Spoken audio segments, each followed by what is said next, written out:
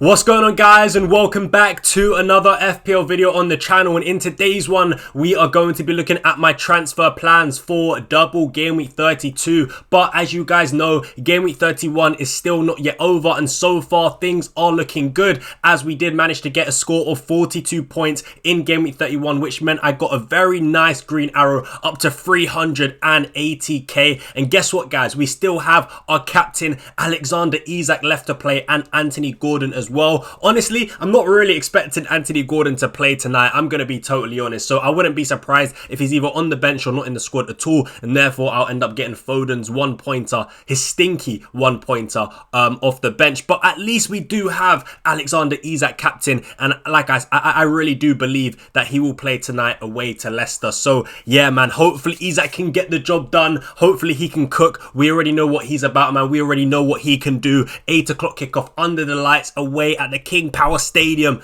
I believe.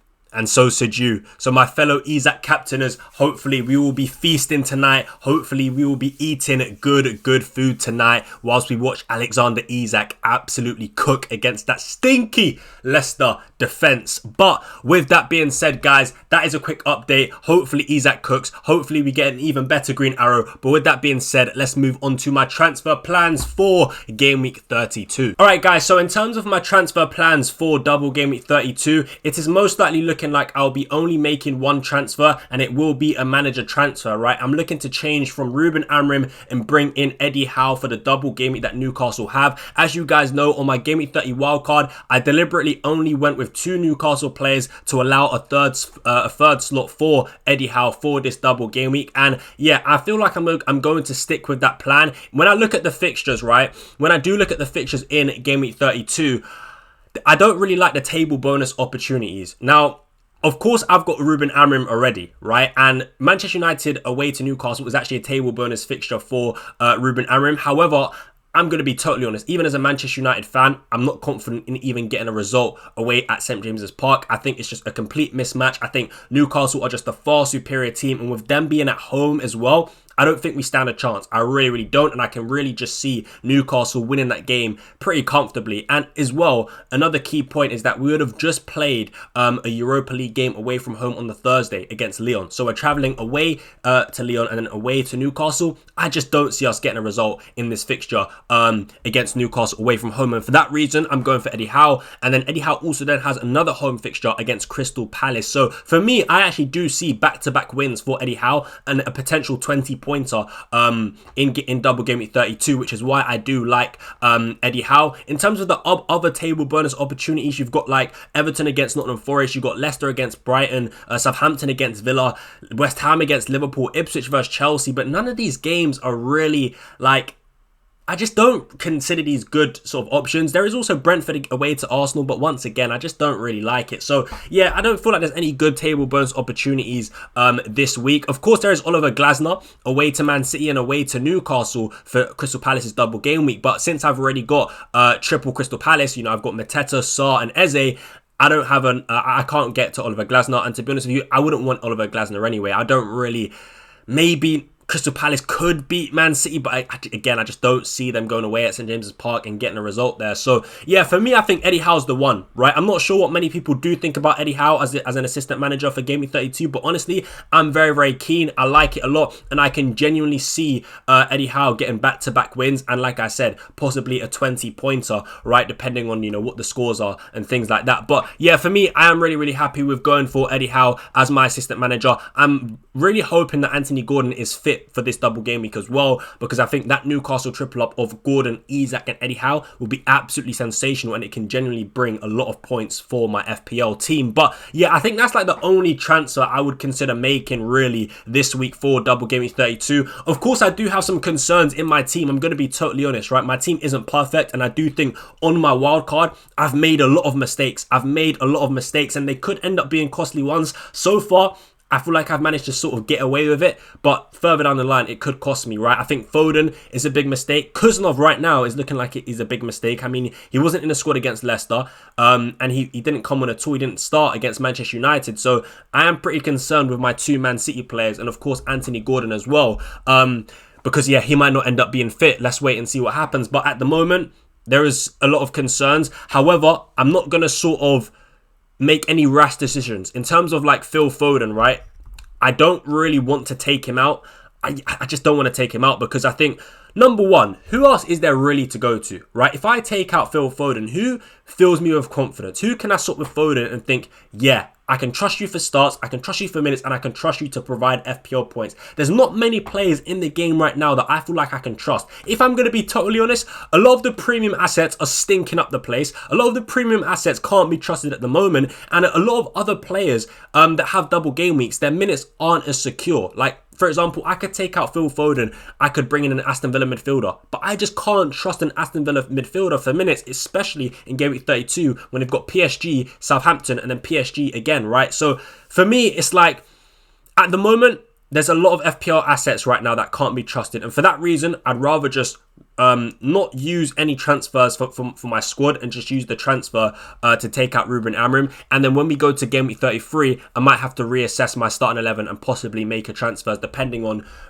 what I think about a lot of the players' minutes and things like that. But yeah, for now, I think the plan is just to go from Ruben Amorim to Eddie Howe. I don't really want to risk it with Ruben Amorim. As I said, I just don't see Man United getting a result in that game. So yeah, that's pretty much the only plan. I think when I look at my team, right, and again, I'll quickly show you guys my team. So look, as you guys can see on your screens, right, this is how my team is looking so far for game for double Game Week 32. I actually think it looks pretty solid. Like, the starting 11 doesn't really need much to change. Like, it doesn't need much, right? It's fine as it is, assuming that Anthony Gordon is fit and available by double Game Week 32. I think my team does look pretty good. Even though, like I said, Foden is a concern, I'm able to bench him. Kuznov is a concern, I'm able to bench him for 32. So again, I don't need to sort of make a transfer this week with those two players.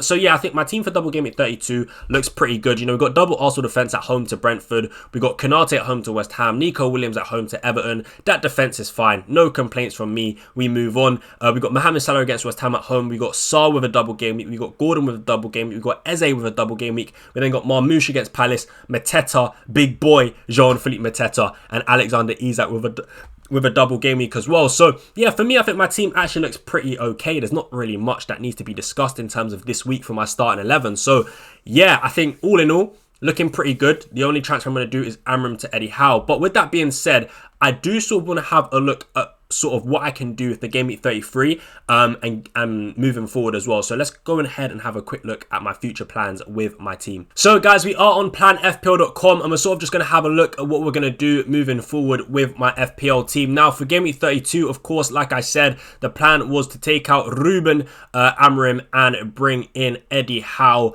for Newcastle's double game week, which I like a lot. And then yeah, we'll move on to Game Week 33. Now Game Week 33, I can't lie, this is where things are going to get really interesting, and I have some key decisions to be made. And I want to start off by saying, number one, remember guys, I am using my free hit in Game Week 34, right? And number two, I just need to say, right, that Gabriel injury has really messed me up. I'm not gonna lie, right? It has really messed me up. Now, originally my plan was to sort of fund a way to get Bukayo Saka, right? Which was to take out Anthony Gordon and I think it was Alexander Isak as well, right? So I was going to take out those two players and I was going to bring in potentially like Saka and maybe like a Beto, for example. And I would bench Beto and start Foden. And my team would have looked something like this. Obviously, I wouldn't have captained Foden. But now, I can't do this anymore, right? I can't do this. And firstly, before I explain why I can't do this, I just want to say, right, the reason why I was going to go for Beto is because he would stay on my bench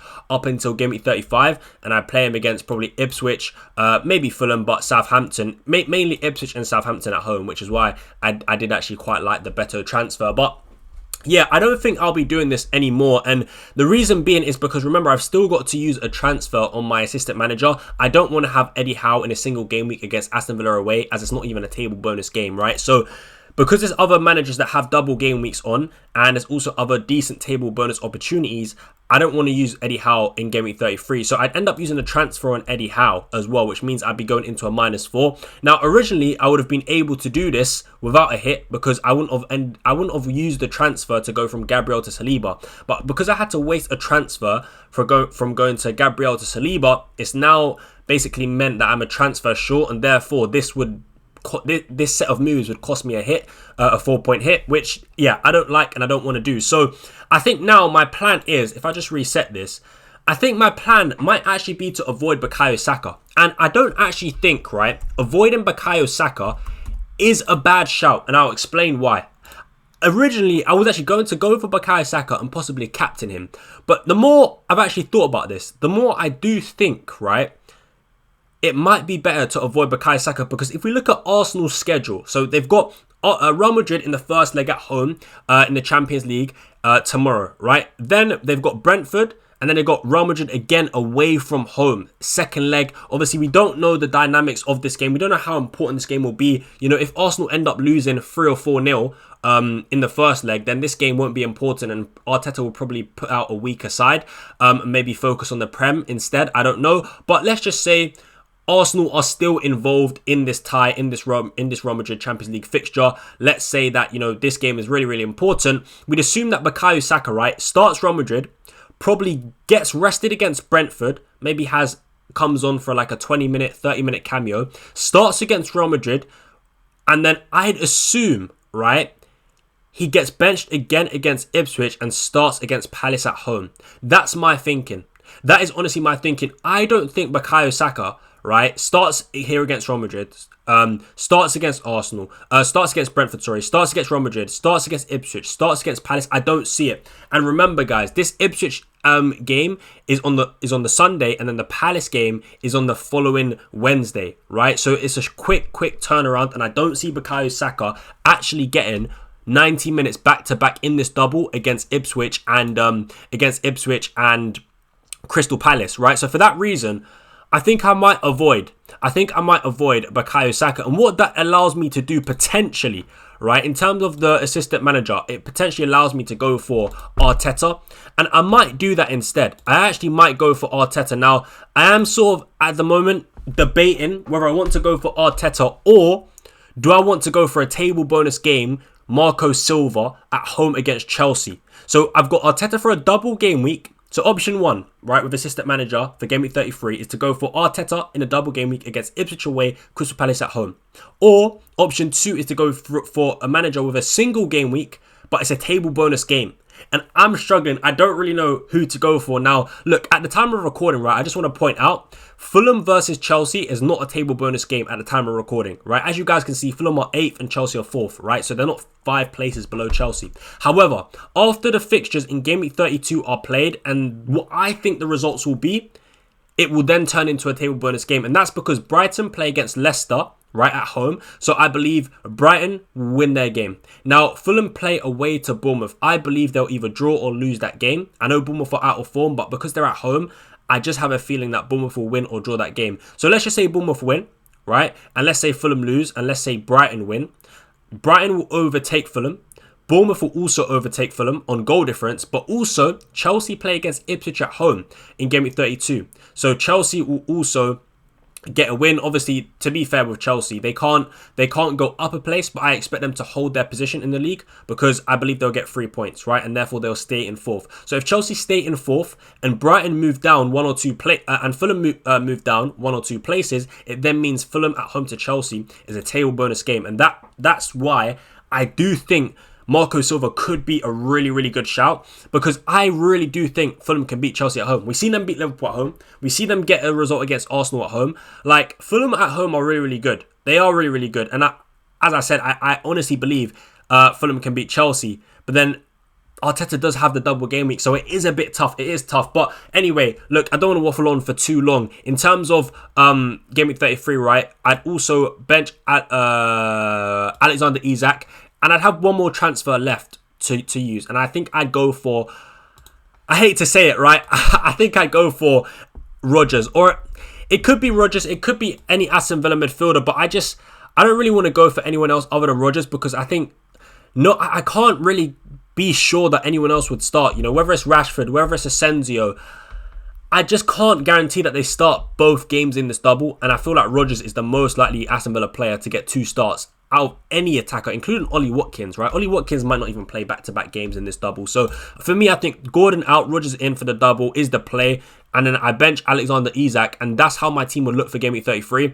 And I'd have 2 single Game Week players, but it would be Salah and Konate. In terms of captaincy, if I was to do this, I'd probably go for Marmoush captain, to be fair. I'd probably go for Marmoush, but that's sort of how the team would look. I'd also bench Kuzanov. I'd also start Kuzanov and bench Nico Williams. And I just have to hope and pray that Kuzanov and Foden start both games, which I don't know. I just don't know if they will. I don't know if they will. I feel like my team is low-key in a bit of a mess, and I feel like my wild card has been pretty stinky. I'll be honest with you guys. I think I made a mistake on my wild card, man. It's pretty frustrating not having players that I am confident in getting starts. But yeah, I think that's what we'll do for Game Week 33. And then in Game Week 34, I hit the free hit. And then, yeah, Game Week 35, I'd be left with this team, which isn't too bad. In terms of bench boost, I still don't even know, bro, when I'm going to play it, if I'm totally honest. I mean, I could play it in Game Week 35. This is how my bench would be looking. I mean, it's not bad. It's not bad, to be fair. I could bench boost in 35. What do you guys think? 1 free transfer. This squad, would you guys play or bench boost? Let me know. But yeah, listen, guys, I'm going to end it there. I think I've been waffling for far too long. Yeah, you guys are probably sick of hearing my voice. So yeah, we're going to end it there. But yeah, man, that's sort of the plan at the moment, man. That is sort of the plan. And yeah, man. Yeah, like I said, it might not be Arteta assistant manager. But anyway, look, we'll have a think about that. We'll have a think about that. But yeah, thank you guys for watching. Make sure you guys do smash a like on the video. Subscribe to the channel if you haven't already. Hit that notification bell so you never miss an upload. But yeah, thank you guys for watching. And yeah, I'll catch you in the next video. Till then, I'm out. Peace.